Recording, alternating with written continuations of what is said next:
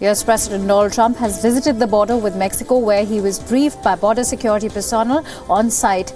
Trump flew to the Texas border with Mexico to try to bolster his case for the wall, flanked by tearful family members of people killed by illegal immigrants and Border Patrol agents who are not receiving paychecks during the shutdown.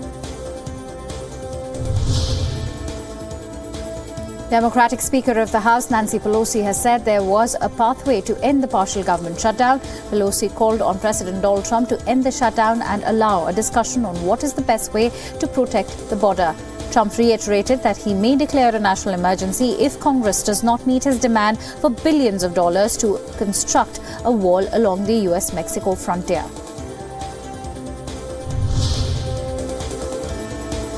Several hundred protesters endured an icy breeze and cold January temperatures to protest the US's partial government shutdown, which stretched into its 20th day. Most of the demonstrators were furloughed government workers who are not receiving paychecks while the government remains closed. They carried signs and banners and chanted slogans. About half of the workers who are deemed essential to national security, people such as Border Patrol agents, prison guards and airport employees, are working without pay. Others are staying home on furlough.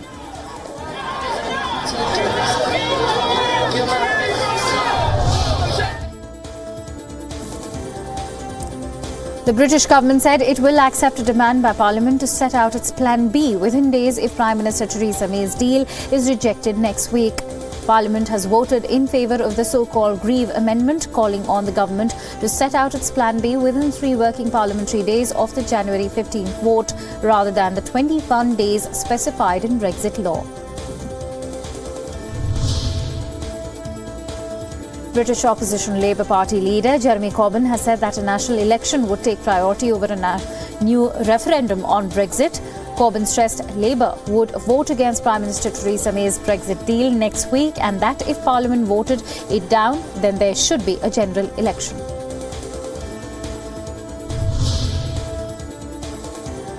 Japanese Prime Minister Shinzo Abe said he hoped Britain and the European Union would avoid a no-Brexit deal. Speaking alongside British Prime Minister Theresa May, he said it was the strong will of Japan to develop the partnership between both countries. Abe added that he welcomed Britain's interest in joining the Comprehensive and Progressive Agreement for Trans-Pacific Partnership trade bloc.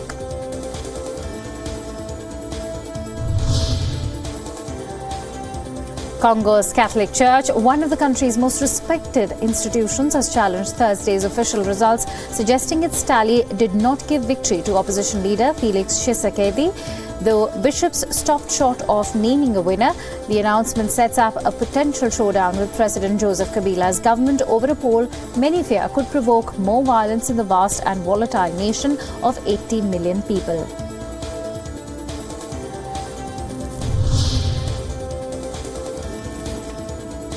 Members of the Congolese community in South Africa took to the streets to celebrate Felix Tshisekedi's presidential election victory. Video clips posted on social media shows a crowd of people dancing and cheering, waving flags and branches in Johannesburg. Electoral officials proclaimed opposition figure Tshisekedi the victor of the election to replace Joseph Kabila, who has ruled Democratic Republic of Congo for 18 years.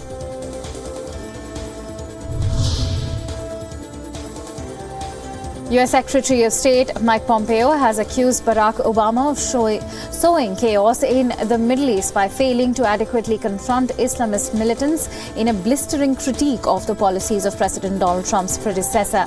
Speaking in Cairo, where Obama gave a major speech in 2009 in the first year of his presidency, Trump's chief diplomat took on Obama by arguing that the Democratic former president had in effect misread and abandoned the Middle East. The comments have raised eyebrows in the United States and abroad.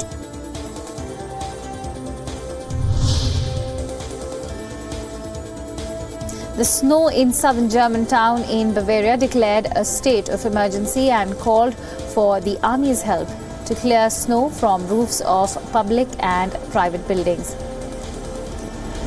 The town on the border with Austria and south of Salzburg has been hit by heavy snowfall for days. Schools have been closed since the beginning of the week, and train services were suspended because travel was deemed unsafe due to falling trees overloaded with snow.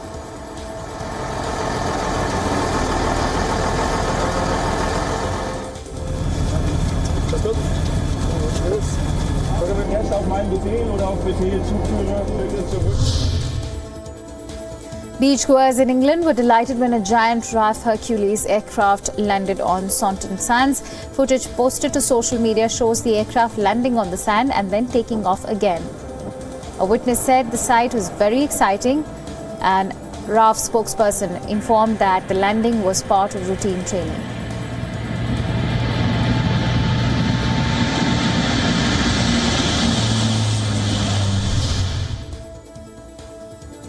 The Yemeni foreign minister has said no progress has been made on the UN-backed agreement reached at peace talks in Sweden regarding the port city of Hodeidah. Speaking in Jordan, the Yemeni foreign minister said the Houthis are refusing to withdraw from the city's main ports, which are used to get food to the country's 30 million people. The Stockholm Pact stipulates that Houthi forces leave Hodeidah port and 2 other ports, and that international monitors be deployed.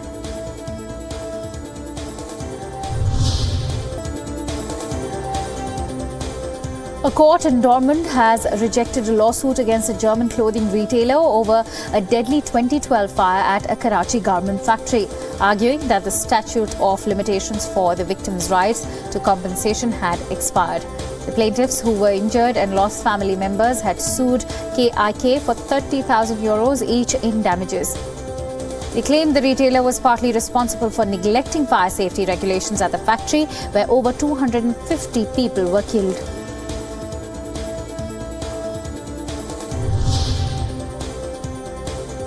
A horrific car crash on a highway in Chile has left 9 people dead and 11 injured. The accident happened when a truck collided first with a car and then struck a van carrying 17 patients to their homes after dialysis treatments. Of the people travelling in the car, only the 10-month-old infant survived and is being treated in a local hospital. The other 6 dead were all travelling in the medical transport van.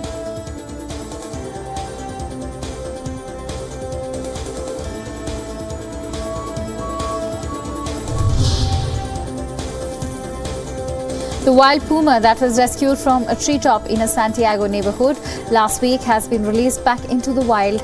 Workers from Chile's Agriculture and Livestock Service transported the puma in a metal crate to the Andean foothills away from the South American metropolis of Santiago.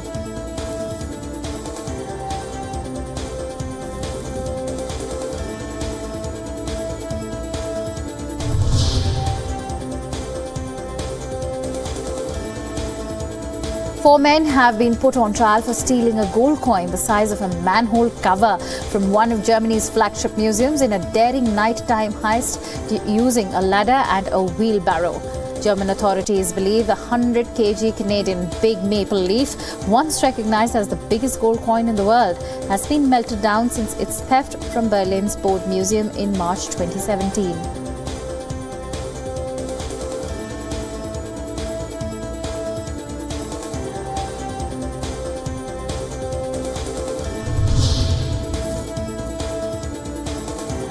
The trial of 2 suspects charged with the 2014 shooting in the Brussels Jewish Museum that left 4 people dead has started. The 2 defendants, both French nationals, were present for the hearing. The recess was called mid-morning as a question was raised on the eligibility of the French Association for Victims of Terrorism to join the civil suit as a plaintiff.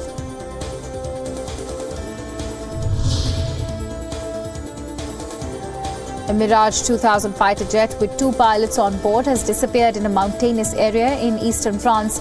The search and rescue operations for the aircraft and the 2 pilots were underway after debris, including a parachute, were found, though the search remained difficult due to harsh weather conditions causing fog and snow. The jet took off from an airbase and was conducting a military exercise where it was flying at low altitude before disappearing from radars.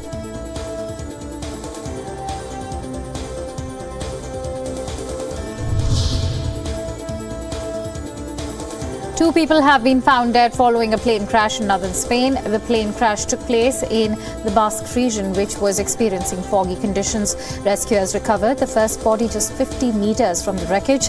The second body was recovered the following day, according to rescue team, which posted videos of the rescue on their social media pages.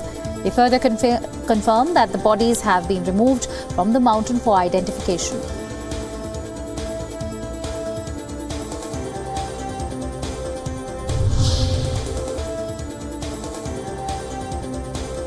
In a hardening of the government's stance on the unrest, France is planning to introduce a new legislation to toughen sanctions on undeclared protests in response to violent Yellow Vest demonstrations. The move came after rioters torched motorbikes and set barricades ablaze on Paris's upmarket boulevard Saint-Germain over high living costs and other demands.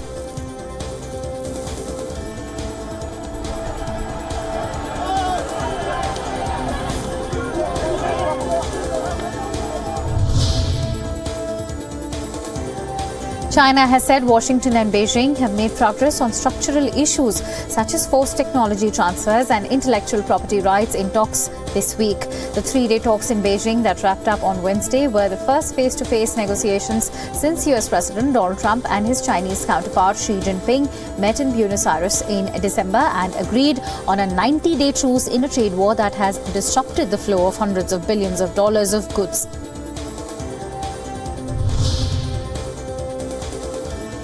Venezuelan President Nicolas Maduro began his second term defying critics in the United States and Latin America who called him an illegitimate usurper of a nation. The country's pro-government Supreme Court, which has largely supplanted the opposition-run Congress, swore amid cheering supporters waving miniature Venezuelan flags. The ceremony contrasted with the harsh realities that Maduro faces, including hyperinflation, severe food and medicine shortages, and an exodus of millions of citizens seeking to escape the hardship.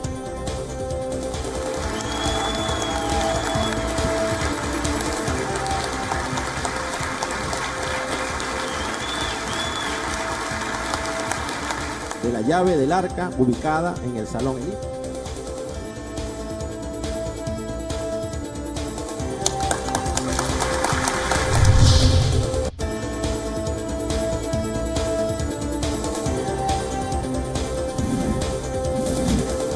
Macedonia's parliament has postponed a debate on a constitutional amendment to rename the country to Republic of North Macedonia as the Prime Minister struggled to secure a two-thirds majority of the 120 lawmakers and push changes through. A few hundred opposition protesters protested for the second day in front of the parliament. The opposition party leader said Prime Minister Zoran Zaev was trading with lawmakers from other parties to get votes through.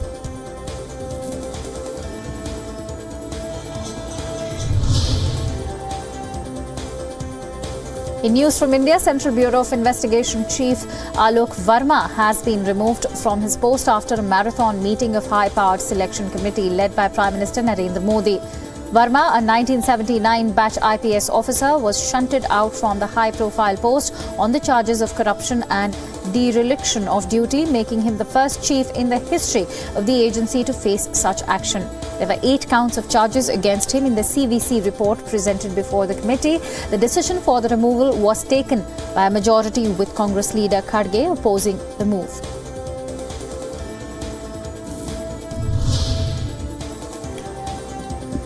The Union Cabinet has approved the reissuance of an ordinance making the practice of instant triple talaq a criminal offence. The earlier ordinance, issued in September last year, was to expire on January 22nd. The ordinance makes all declarations of instant triple talaq illegal and provides for up to 3 years' imprisonment for invoking instant divorce by uttering talaq thrice in a single sitting. A bill to convert the ordinance into law is pending in Rajya Sabha, where the opposition has been resisting its passage.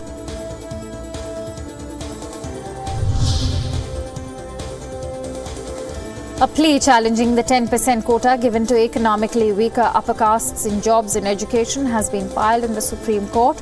The petition filed by Youth for Equality organizations sought the quashing of the bill, saying that the economic criterion cannot be the sole basis for reservation. The plea said the bill violates a basic feature of the Constitution, as reservation on economic grounds cannot be limited to the general categories and the 50% ceiling limit cannot be breached.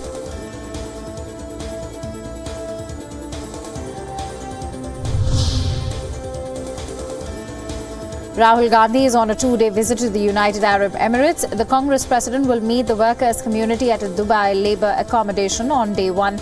He will also interact with the Indian diaspora as part of a global outreach program.